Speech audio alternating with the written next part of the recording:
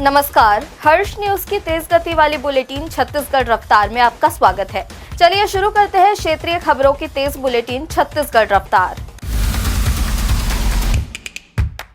छत्तीसगढ़ के पूर्व मुख्यमंत्री और एआईसीसी महासचिव भूपेश बघेल और बेटे चौतन्य के घर पर ईडी ने छापेमारी की है। उनके भिलाई 3 पदमनगर स्थित घर पर सोमवार सुबह 4 गाड़ियों में टीम पहुंची। दस्तावेज खंगाले जा रहे हैं। पूर्व मुख्यमंत्री भूपेश बघेल के निवास पर जारी ईडी की छापेमारी के दौरान बड़ी मात्रा में नोट मिलने की सूचना है। भूपेश बघेल के समर्थकों के नारेबाजी के बीच नोट गिनने की मशीन लाई गई है, जिसे ईडी और बैंक के अधिकारी लेकर पहुंचे हैं। चौतन्य बघेल से जुड़े कई ठिकानों समेत 14 जगहों पर छापे पड़े हैं। ईडी के मुताबिक शराब घोटाले मामले में कार्रवाई की गई है। 2100 करोड़ के शराब घोटाले में चौतन्य बघेल को भी लाभ पहुंचाया गया है। भूपेश बघेल के समर्थकों के यहां भी ईडी की कार्रवाई चल रही है।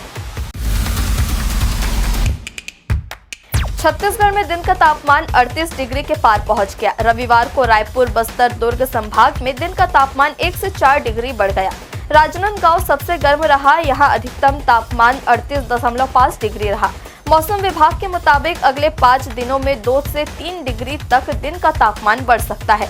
ठंडी हवाओं के असर से 4-5 दिन पहले तक रात में ठंड महसूस हो रही थी। खास तौर पर आउटर में अच्छी ठंड पड़ रही थी। इस दौरान रात का न्यूनतम तापमान सामान्य से 6 डिग्री तक कम हो गया था। रविवार को न्यूनतम तापमान सामान्य के बराबर पहुंच गया है।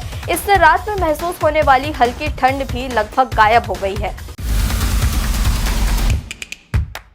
भारत ने चैंपियंस ट्रॉफी फाइनल में न्यूजीलैंड को 4 विकेट से हराकर खिताब अपने नाम किया। भारतीय खिलाड़ियों के शानदार प्रदर्शन का जश्न भारत के साथ छत्तीसगढ़ भी मनाया गया। देश भर में होली और दिवाली एक साथ मनाई गई। लोग आतिशबाजी और रंग एक साथ उड़ाते दिखे। रायपुर के जय स्तंभ चौक में क्रिकेट फैंस जुटे और इंडिया इंडिया के नारे लगाते रहे। फाइनल मैच को लेकर खुमारी इस तरह छाई रही कि सुबह से रायपुर के क्लब, रेस्टोरेंट, मॉल्स में बड़ी संख्या में लोग मैच देखने जुटे। यहां तक कि मल्टीप्लेक्स थिएटर में भी टिकट लेकर मैच दिखाया गया। छत्तीसगढ़ के कोरबा नगर निगम के नवनिर्वाचित सभापति नूतन सिंह ठाकुर को बीजेपी ने पार्टी से निष्कासित कर दिया।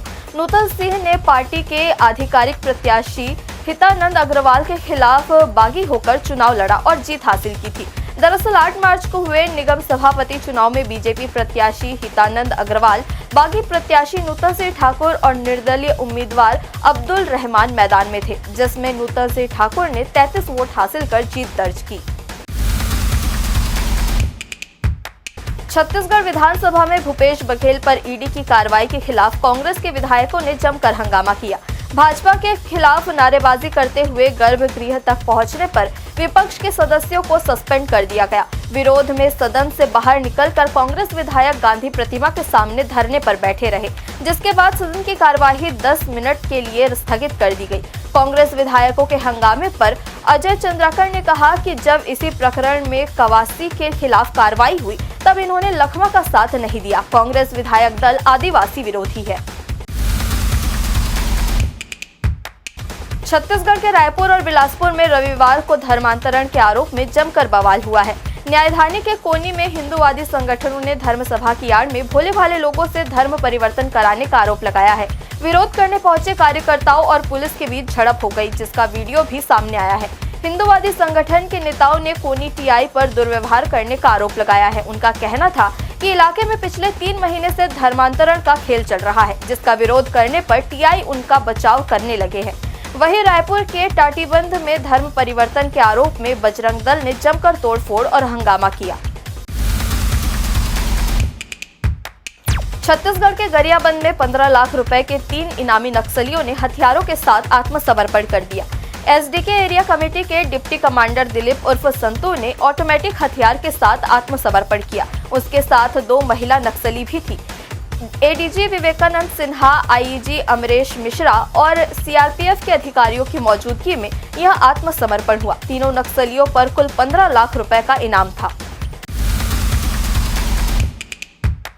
छत्रपति शिवाजी महाराज के बेटे संभाजी महाराज के जीवन पर आधारित फिल्म छावा छत्तीसगढ़ में 6 महीने के लिए टैक्स फ्री कर दी गई है। इस संबंध में वाणिज्य कर विभाग ने सोमवार आदेश जारी कर दिया है। सीएम विष्णुदेव साय ने राजिम कुंभ के अंतिम दिन मीडिया से चर्चा के दौरान छावा को टैक्स फ्री किए जाने की घोषणा की थी। टैक्स फ्री होने के बाद टिकट की दरें सस्ती हो जाएंगी।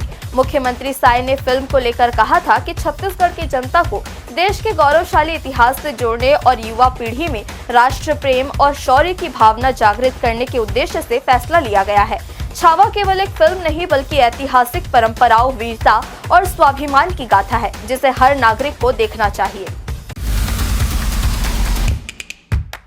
छत्तीसगढ़ अब ऊर्जा की क्रांति की ओर तेजी से आगे बढ़ रहा है। रायपुर में हुए छत्तीसगढ़ एनर्जी इन्वेस्टर्स समिट में कई बड़ी कंपनियों ने 3 लाख करोड़ से ज्यादा के निवेश का ऐलान किया है। इस निवेश से राज्य में परमाणु, थर्मल, सौर और पंप स्टोरेज जैसे क्षेत्रों में बिजली उत्पादन के नए प्रोजेक्ट शुरू होंगे।